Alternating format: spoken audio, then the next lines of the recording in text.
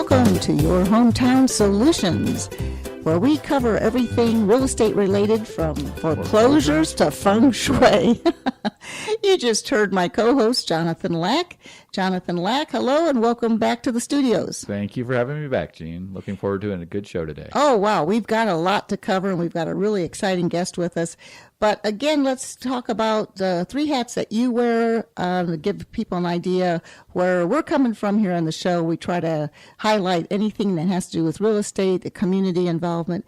So, Jonathan, talk about your three businesses. Well, I am a transactional real estate attorney with my firm of Lack & Lack Chartered, located in Indialantic, Florida, but doing business throughout the state of Florida. I also have Waterview Title Services, which is a full-service title insurance agency. And finally, Waterview Realty Services, which is a full-service real estate brokerage, again, operating throughout all of Florida, but primarily focusing on East Central Florida, Brevard County, and also South Florida, the Broward and Palm Beach County areas. Go ahead and give out your information on how they can contact you, or a website, and let them know what's going on. The two main ways to reach me, the law office website is lacklaw.com. That's LACKLAW.com. And then we also have waterviewre.com, RE being for real estate. So waterviewre.com would get to Waterview Realty Services, our full-service real estate brokerage. A lot of people don't realize, and we have an exciting guest, and I don't want to take up a lot of time about other things, but we want to make sure that our listening audience knows all the various things that real estate offices do for them, and real estate brokers, and how involved they are in the community.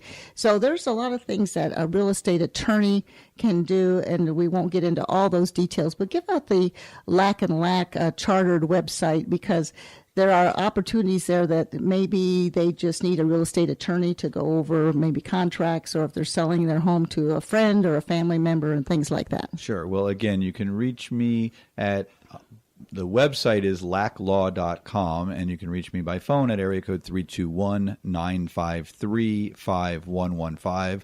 What a real estate attorney does that's different than a real estate agent or realtor is provide representation to the client in the purchase or sale of their home.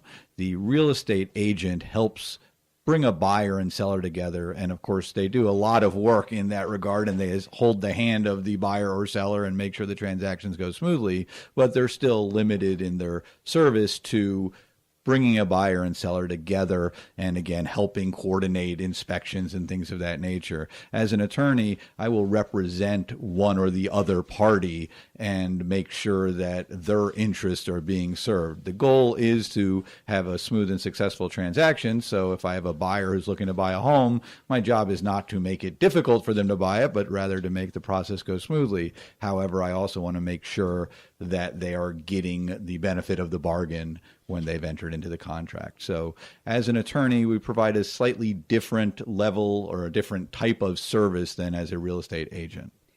Well, thank you, Jonathan, and we have a guest with us today that has a wide variety of background in the media and doing some exciting things for the community.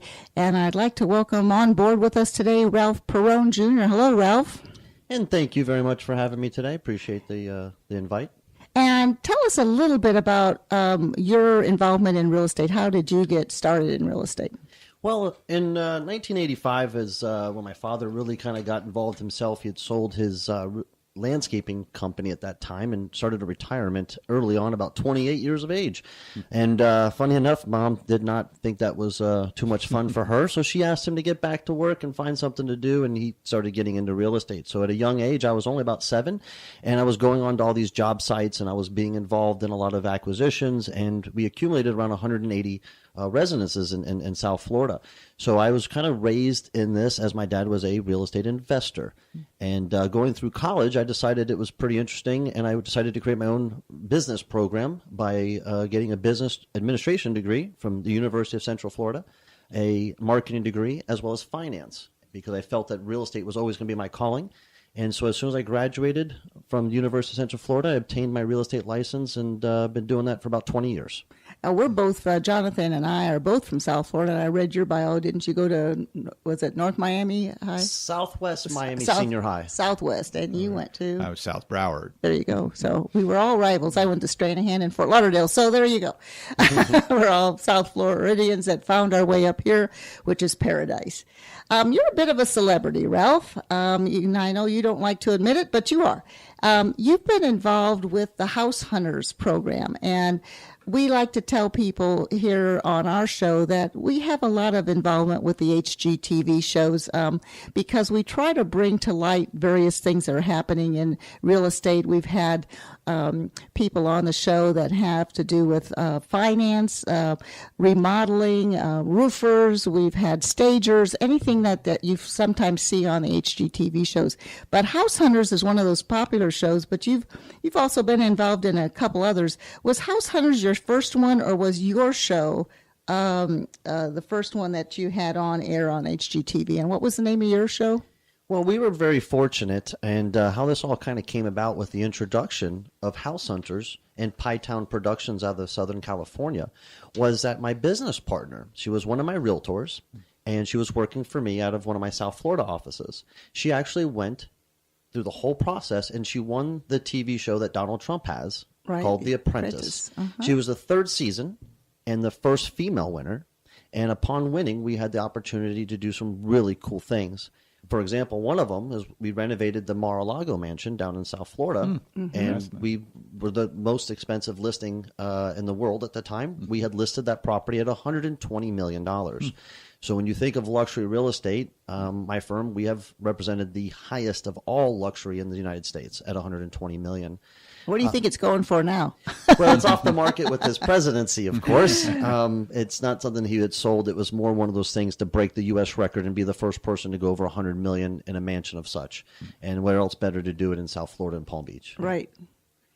So that House Hunters is how you got acquainted with them. But then you've been, do they call it a guest or realtor on the show? You're kind of the walkthrough person of finding properties for House Hunters. I know they have their regulars, but when they do shows in Florida, they've asked you to be the network representative. It's a very unique thing. We had actually, after she won the TV show The Apprentice, they had our year was over with that contract. We had done a lot of really cool things with the Trump organization, from being a speaker at the National Association of Realtor Convention for Lowe's. We had private jets awarded to us so that we could fly investors from South Florida to Orlando, and we were doing condo conversions where we converted over $300 million into $1.1 billion for the Trump organization and a few others down in South Florida.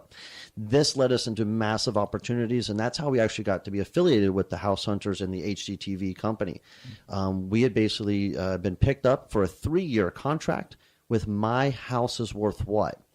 My House is Worth What was the name of the TV show, and we had it, like I said, for 3 years. And during that time frame, I was a star, if you would call it that, on House Hunters. I did 5 House Hunters shows, and we did 36 My House is Worth What's. Wow. Very good. And during that time frame, we were, Fox News analysts. We were on MSNBC. People would come to us because of our massive network that we have amassed. Exactly. We had basically started answering questions for real estate, across the country. Exactly. It's that media exposure. As we've had conversations in the past, once you become known as the credible source in your field, everyone comes calling. They want your input on whatever they're talking about. Absolutely. So tell us a little bit about how, I don't know, some of this is old, but I think our audience is always interested on My House is Worth What? Was a half an hour show, and you basically went in with like a CMA or an appraiser, or how did you figure out what their house was worth?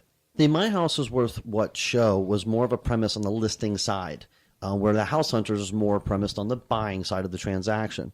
So we would basically go on the My House is Worth What? The curiosity was do we stay or do we go? And there's a couple shows that have almost similar premises now out there. And what we'd basically do is we would go in as the star. We would basically do a CMA. We would come in there and do an analysis and help them make the decision whether it was time to move out of the home, upsize, downsize, or just basically give them the facts. It was a curiosity that they needed to know the value, and without knowing the value, they could not make the determination of the next step in their life. Now, how did you have your show set up? Because we're going to talk about House Hunters and some of the other HGTV shows I'm sure run along the same premise.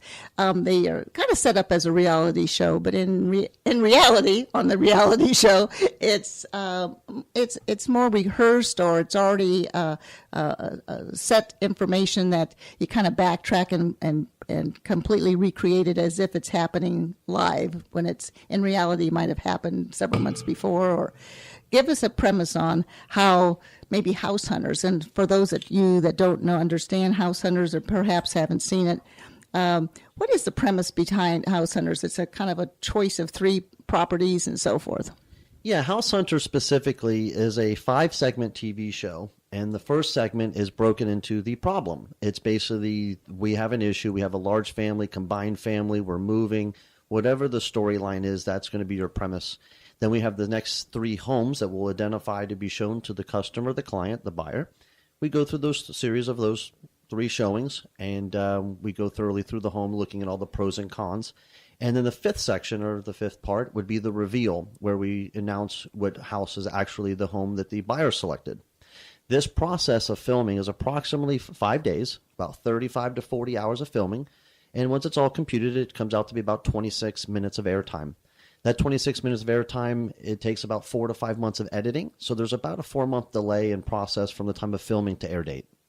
I know, and when I watch it, I'm always guessing, which one are they going to pick? And I try to figure it out based on little keywords that they might say and different things. And, of course, what the audience doesn't know, and it's revealed out there in Wikipedia, and anytime you want to look up any of these shows, is basically the person has already decided on the house. And then there's 2 others that, so they've already bought the house, and they kind of back into it, basically showing what would happen prior to them buying the house. So there's 2 other listings. Give us a little information on how that comes apart.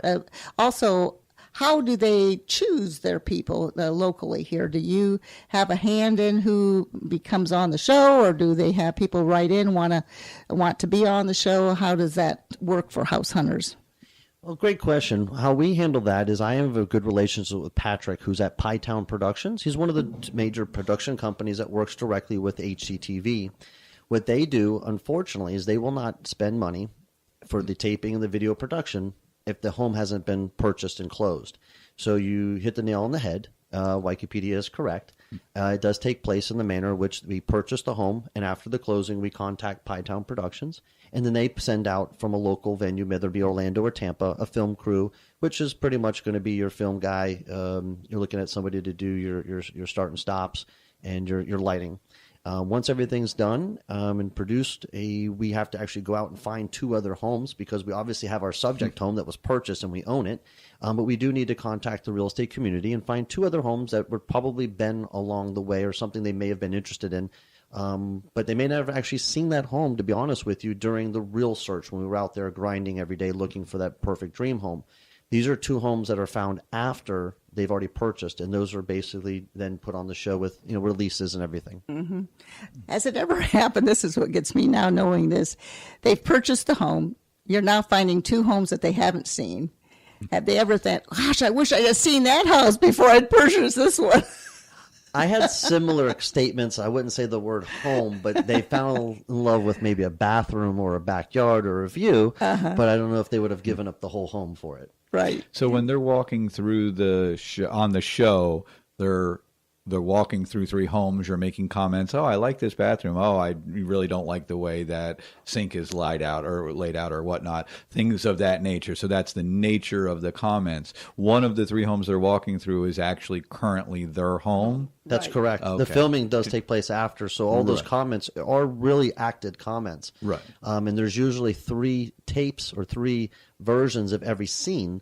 So therefore, let's say it's the walk up to the front door. They will set the camera crew in the foyer of the home. As you grab the handle and open, they will be taking 3 takes of you opening the front door. So your verbiage from take 1 may be edited to the filming of tape 3, and it sometimes happens to where you realize that you may have said that at a different moment. Right. So technically, Jonathan, because I watched the show, this is kind of interesting. You it appears that they have never seen these 3 homes, but in reality, they own one of them. Living in one of them. Yes, Yeah, that's fascinating. So it is. Again, that's what but that's makes how most of TV, them are set up. I like to watch the American Pickers and things like that, and they always walk up to the door.